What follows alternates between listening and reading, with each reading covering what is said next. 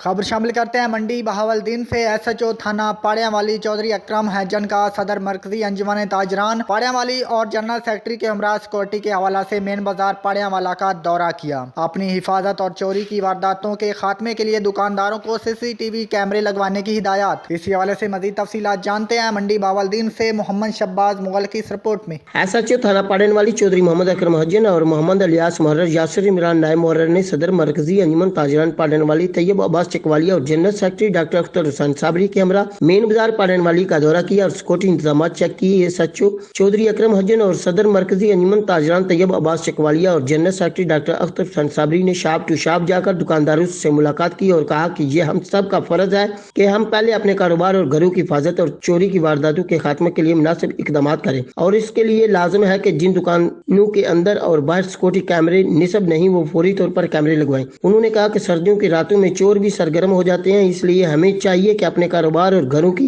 हिफाजत के लिए CCTV कैमरे भी लगवाएं और चौकीदारी के निजाम को भी बेहतर बनाएं। मरकजी अंजुमन ताजरान पाड़ियावाली के सदर चौधरी तैयब अब्बास चकवालिया और general secretary doctor Akhtar Hussain Sabri और मेन बाजार के ताजरों ने SHO थाना पाड़ियावाली चौधरी मोहम्मद अकरम हैजन को इस हवाला से अपने भरपूर तावन का यकीन दिलाया। कैमरा टीम के साथ शहबाज मुगल, City 5 न्यूज, मंडी बहावलदीन।